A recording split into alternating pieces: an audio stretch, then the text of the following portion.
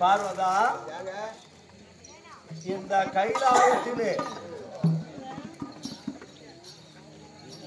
பார்வதி சமேதனாக விற்றிருக்கக்கூடிய நேரத்தில்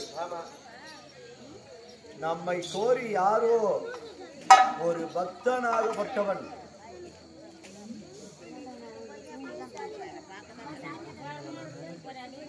கடினமாக கடிதம் செய்து கொண்டிருக்கிறான். அதெல்லாம் பார்த்து ஆகாது.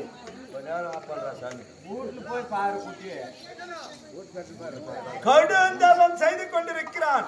அரகரா வரத்தை கொடுத்தா இருப்போம், சாமி இல்லைன்னா செத்தானா போறான். பத்தியம்மா அவன் பக்தியிலே சிறந்த பக்திமான ஆட்டங்குது. அவனுக்கு ரிஷிப வாகனத்திலே ஏறி அம்மை அப்பனாக சுந்தரமூர்த்தி நாயனாருக்கு காட்சி அளித்ததை போல காட்சி கொடுத்துடலாமா? அப்படியா?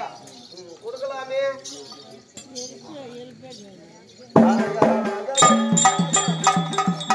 வெள்ளியம் போல வாசல்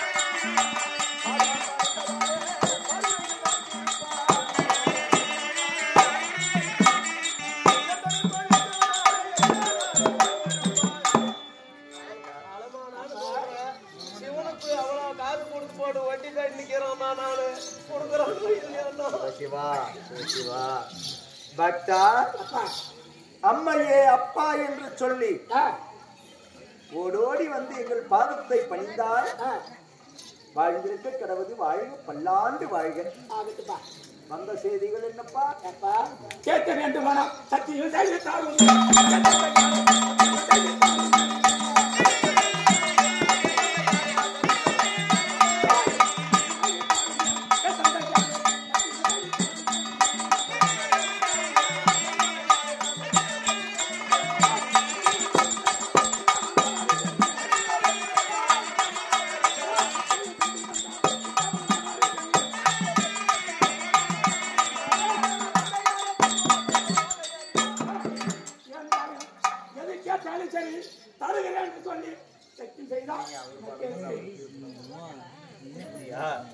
எதை கேட்டாலும் தருகிறேன் சத்தியம். அப்பா சத்தியம் கொடுத்துட்டியா? கொடுக்குது. முன்னா 8 ரூபா பேருக்கு வந்து சத்தியம் கேட்டாங்க. ஏனான்னு தடுத்தாலே என் வார்த்தை கேட்கல. இப்ப நீ கேட்க போறதில்லான்னு தெரிஞ்சுக்கணும். அதனாலதான் அம்மா நைட்டு சத்தியம் கொடுத்துட்டியா? அவன் வந்து கடவுள்னு நம்மள கும்பிடுறான். அவன் கேட்கறது கொடுக்கலன்னா நம்ம கடவுளா எதுக்கு இருக்கிறது? அவன் வந்து நம்மள கடவுள்னு கும்பிடுறான். நாம கேட்கறத கொடுக்கலன்னா நம்ம கடவுளா எதுக்கு இருக்கிறது? கேட்கறதெல்லாம் கொடுத்துட முடியுமா? நல்லதை தாண்டி கேட்குவோம். நாம தப்பா நினைக்க என்ன வேணும் சாமி? அப்பா தேவரால உங்களால சாகாம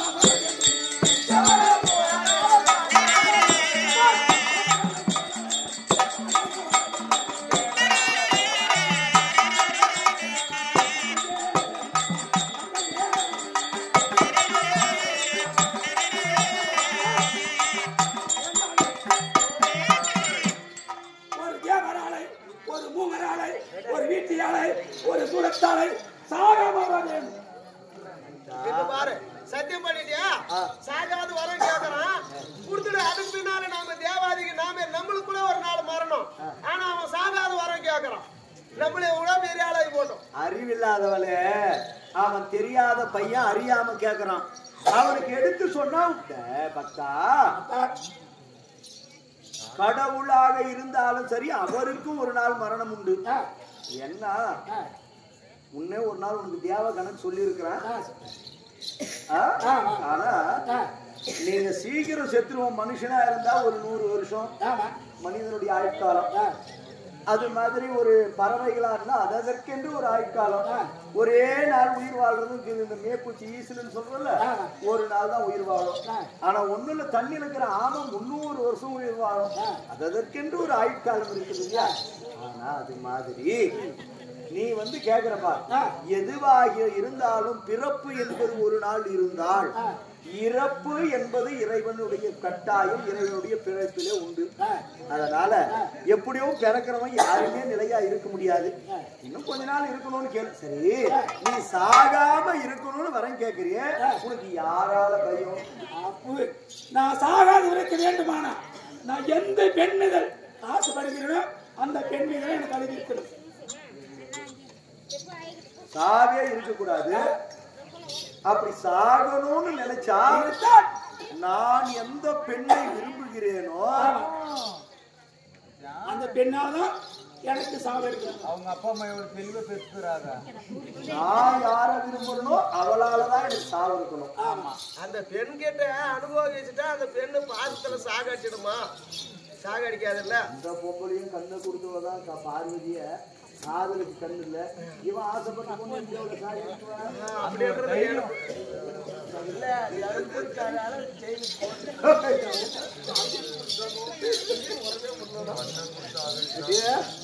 அப்பா இந்த நாடகத்துக்கும் இந்த வியாசத்துக்கும் சொல்றதுக்கும் உனக்கு ரொம்ப பொருத்தமா இருக்குது ராஜண்ணா. அதனால நீ எந்த பெண்ணை விரும்புகிறாயோ 50,000 கொடுத்தாளா செலவுக்கு? எந்த பெண்ணை விரும்புகிறாயோ அந்த பெண்ணாலே உனக்கு மரணம். சரியாக இது ஆபத்துக்கு இல்ல, வீட்டுக்கு ஞாபகம் வச்சுக்கோ. கார் எடுத்துட்டு வாடா, உனக்கு 20,000 கொடுக்குறேன் நானு. சும்மா நல்லா சரி. அதனால சென்று உன் இஷ்டம் போல் வாழு. எப்படி வர கொடுத்துருக்க? அல்லலின் பகலின் மேலும் ஆனது ஒரு ஆயுதத்தாலும் புள்ளிய விசங்களாலும் பூவை மாறி அவராலும் பல பல விதத்தினாலும் பாவை மாறி அவராலும் திடுக்கிடும் பகைவராலும் தேவர்கள் மூவராலும் யாவராலும் அழிவில்லா வரங்கள் நான் உனக்கு கொடுத்திருக்கிறேன். சென்று பெற்று எந்த பொண்ணு மேலே ஆசைப்படாத. சரி, ஆசைப்படுற பொண்ணு யாரு மேல ஆசைப்பட்டு அவளால் உங்களுக்கு மரணம் நேர்ந்துரும். ஆமா, சரியா? சரி.